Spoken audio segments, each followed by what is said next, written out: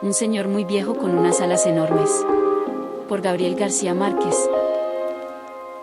Al tercer día de lluvia habían matado tantos cangrejos dentro de la casa, que Pelayo tuvo que atravesar su patio anegado para tirarlos al mar, pues el niño recién nacido había pasado la noche con calenturas y se pensaba que era causa de la pestilencia. El mundo estaba triste desde el martes. El cielo y el mar eran una misma cosa de ceniza, y las arenas de la playa, que en marzo fulguraban como polvo de lumbre, se habían convertido en un caldo de lodo y mariscos podridos. La luz era tan mansa al mediodía, que cuando Pelayo regresaba a la casa después de haber tirado los cangrejos, le costó trabajo ver qué era lo que se movía y se quejaba en el fondo del patio. Tuvo que acercarse mucho para descubrir que era un hombre viejo, que estaba tumbado boca abajo en el lodazal, y a pesar de sus grandes esfuerzos no podía levantarse, porque se lo impedían sus enormes alas. Asustado por aquella pesadilla, Pelayo corrió en busca de Elisenda, su mujer, que estaba poniéndole compresas al niño enfermo, y la llevó hasta el fondo del patio. Ambos observaron el cuerpo caído con un callado estupor. Estaba vestido como un trapero. Le quedaban apenas unas hilachas descoloridas en el cráneo pelado y muy pocos dientes en la boca, y su lastimosa condición de bisabuelo ensopado lo había desprovisto de toda grandeza. Sus alas de gallinazo grande, sucias y medio desplumadas, estaban encalladas para siempre en el lodazal. Tanto lo observaron, y con tanta atención, que Pelayo y Elisenda se sobrepusieron muy pronto del asombro y acabaron por encontrarlo familiar.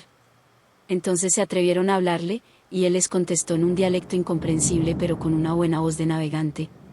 Fue así como pasaron por alto el inconveniente de las alas, y concluyeron con muy buen juicio que era un náufrago solitario de alguna nave extranjera abatida por el temporal.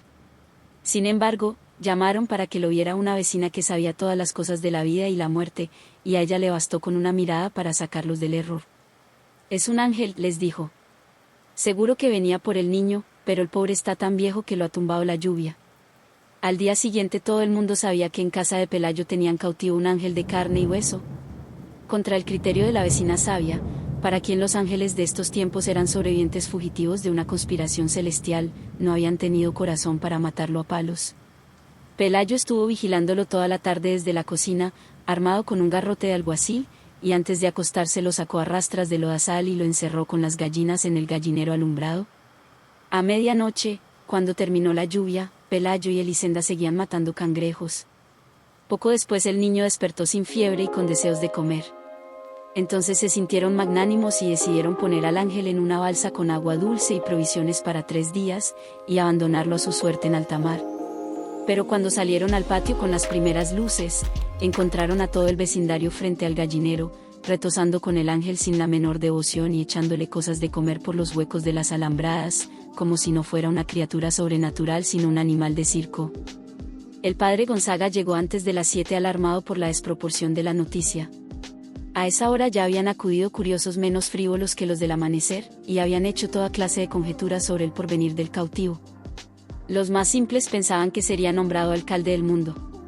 Otros, de espíritu más áspero, suponían que sería ascendido a general de 5 estrellas para que ganara todas las guerras. Algunos visionarios esperaban que fuera conservado como semental para implantar en la tierra una estirpe de hombres alados y sabios que se hicieran cargo del universo. Pero el padre Gonzaga, antes de ser cura, había sido leñador macizo. Asomado a las alambradas repasó un instante su catecismo, y todavía pidió que le abrieran la puerta para examinar de cerca de aquel varón de lástima que más parecía una enorme gallina decrépita entre las gallinas absortas. Estaba echado en un rincón, secándose al sol las alas extendidas, entre las cáscaras de fruta y las sobras de desayunos que le habían tirado los madrugadores. Ajeno a las impertinencias del mundo, apenas si levantó sus ojos de anticuario y murmuró algo en su dialecto cuando el padre Gonzaga entró en el gallinero y le dio los buenos días en latín. El párroco tuvo la primera sospecha de impostura al comprobar que no entendía la lengua de Dios ni sabía saludar a sus ministros. Luego observó que visto de cerca resultaba demasiado humano. Tenía un insoportable olor de intemperie, el revés de las alas sembrado de algas parasitarias y las plumas mayores maltratadas por vientos terrestres, y nada de su naturaleza miserable estaba de acuerdo con la egregia dignidad de los ángeles. Entonces abandonó el gallinero, y con un breve sermón previno a los curiosos contra los riesgos de la ingenuidad. Les recordó que el demonio tenía la mala costumbre de recurrir a artificios de carnaval para confundir a los incautos. Argumentó que si las alas no eran el elemento esencial para determinar las diferencias entre un gavilán y un aeroplano, mucho menos podían serlo para reconocer a los ángeles. Sin embargo, prometió escribir una carta a su obispo, para que éste escribiera otra al sumo pontífice, de modo que el veredicto final viniera de los tribunales más altos. Su prudencia cayó en corazones estériles. La noticia del ángel cautivo se divulgó con tanta rapidez, que al cabo de pocas horas había en el patio un alboroto de mercado, y tuvieron que llevar la tropa con bayonetas para espantar el tumulto que ya estaba a punto de tumbar la casa. Elisenda, con el espinazo torcido de tanto barrer basura de feria, tuvo entonces la buena idea de tapiar el patio y cobrar 5 centavos por la entrada para ver al ángel. Vinieron curiosos hasta de la Martinica. Vino una feria ambulante con un acróbata volador, que pasó zumbando varias veces por encima de la muchedumbre, pero nadie le hizo caso porque sus alas no eran de ángel sino de murciélago sideral. Vinieron en busca de salud los enfermos más desdichados del Caribe, una pobre mujer que desde niña estaba contando los latidos de su corazón y ya no le alcanzaban los números, un jamaicano que no podía dormir porque lo atormentaba el ruido de las estrellas, un sonámbulo que se levantaba de noche a deshacer dormido las cosas que había hecho despierto, y muchos otros de menor gravedad. En medio de aquel desorden de naufragio que hacía temblar la tierra, Pelayo y Elisenda estaban felices de cansancio, porque en menos de una semana atiborraron de plata los dormitorios, y todavía la fila de peregrinos que esperaban su turno para entrar llegaba hasta el otro lado del horizonte. El ángel era el único que no participaba de su propio acontecimiento. El tiempo se le iba buscando acomodo en su nido prestado, aturdido por el calor de infierno de las lámparas de aceite y las velas de sacrificio que le arrimaban a las alambradas. Al principio trataron de que comiera cristales de alcanfor, que, de acuerdo con la sabiduría de la vecina sabia, era el alimento específico de los ángeles. Pero él los despreciaba, como despreció sin probarlo los almuerzos papales que le llevaban los penitentes, y nunca se supo si fue por ángel o por viejo que terminó comiendo nada más que papillas de berenjena. Su única virtud sobrenatural parecía ser la paciencia. Sobre todo en los primeros tiempos, cuando le picoteaban las gallinas en busca de los parásitos estelares que proliferaban en sus alas, y los baldados le arrancaban plumas para tocarse con ellas sus defectos, y hasta los más piadosos le tiraban piedras tratando de que se levantara para verlo de cuerpo entero. La única vez que consiguieron alterarlo fue cuando le abrazaron el costado con un hierro de marcar novillos, porque llevaba tantas horas de estar inmóvil que lo creyeron muerto. Despertó sobresaltado, despotricando en lengua hermética y con los ojos en lágrimas, y dio un par de aletazos que provocaron un remolino de estiércol de gallinero y polvo lunar, y un ventarrón de pánico que no parecía de este mundo.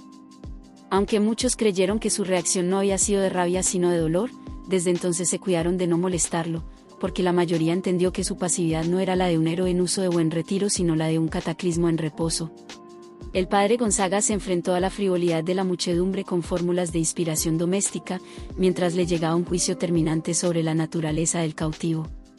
Pero el correo de Roma había perdido la noción de la urgencia.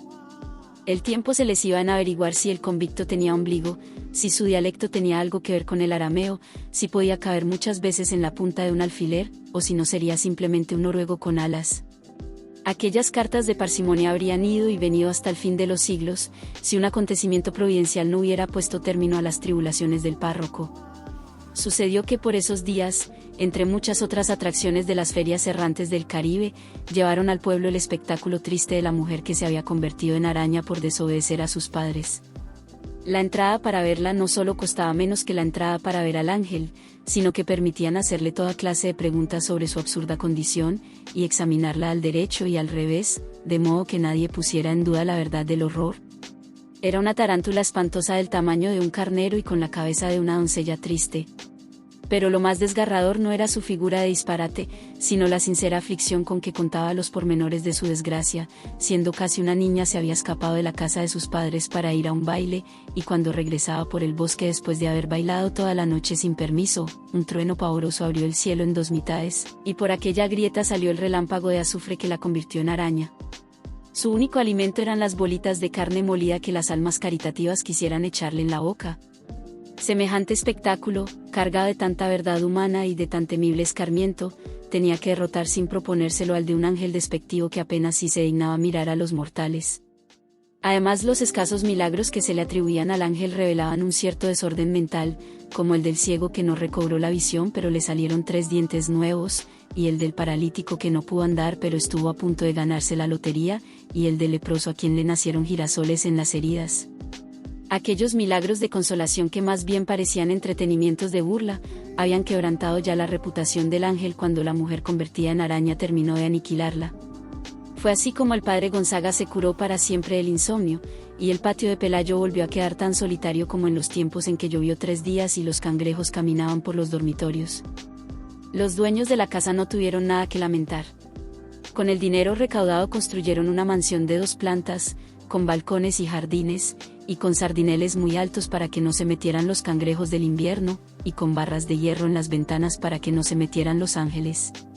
Pelayo estableció además un criadero de conejos muy cerca del pueblo y renunció para siempre a su mal empleo de alguacil, y Elisenda se compró unas zapatillas satinadas de tacones altos y muchos vestidos de seda tornasol, de los que usaban las señoras más codiciadas en los domingos de aquellos tiempos. El gallinero fue lo único que no mereció atención. Si alguna vez lo lavaron con creolina y quemaron las lágrimas de mirra en su interior, no fue por hacerle honor al ángel, sino por conjurar la pestilencia de Muladar que ya andaba como un fantasma por todas partes y estaba volviendo vieja la casa nueva.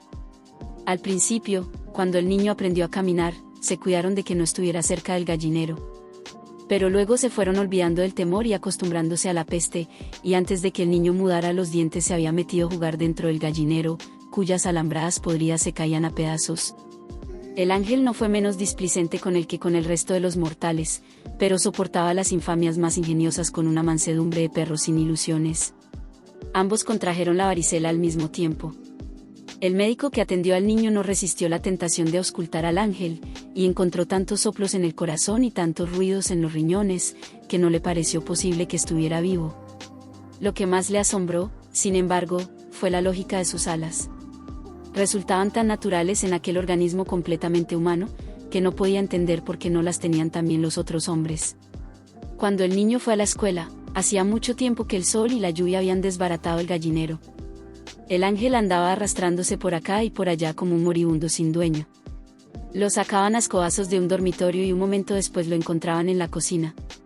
Parecía estar en tantos lugares al mismo tiempo, que llegaron a pensar que se desdoblaba, que se repetía a sí mismo por toda la casa, y la exasperada Elisenda gritaba fuera de quicio que era una desgracia vivir en aquel infierno lleno de ángeles.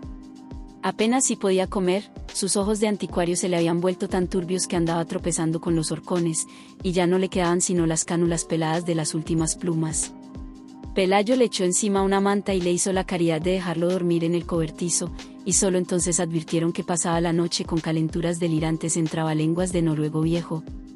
Fue esa una de las pocas veces en que se alarmaron, porque pensaban que se iba a morir, y ni siquiera la vecina sabia había podido decirles qué se hacía con los ángeles muertos. Sin embargo, no solo sobrevivió a su peor invierno, sino que pareció mejor con los primeros soles. Se quedó inmóvil muchos días en el rincón más apartado del patio, donde nadie lo viera, y a principios de diciembre empezaron a nacerle en las alas unas plumas grandes y duras, plumas de pajarraco viejo, que más bien parecían un nuevo percance de la decrepitud. Pero él debía conocer la razón de estos cambios, porque se cuidaba muy bien de que nadie los notara, y de que nadie oyera las canciones de navegantes que a veces cantaba bajo las estrellas. Una mañana, Elisenda estaba cortando rebanadas de cebolla para el almuerzo, cuando un viento que parecía de alta mar se metió en la cocina. Entonces se asomó por la ventana, y sorprendió al ángel en las primeras tentativas del vuelo. Eran tan torpes, que abrió con las uñas un surco de arado en las hortalizas y estuvo a punto de desbaratar el cobertizo con aquellos aletazos indignos que resbalaban en la luz y no encontraban asidero en el aire. Pero logró ganar altura. Elisenda exhaló un suspiro de descanso, por ella y por él, cuando lo vio pasar por encima de las últimas casas, sustentándose de cualquier modo con un azaroso aleteo de buitre senil. Siguió viéndolo hasta cuando acabó de cortar la cebolla, y siguió viéndolo hasta cuando ya no era posible que lo pudiera ver, porque entonces ya no era un estorbo en su vida, sino un punto imaginario en el horizonte del mar.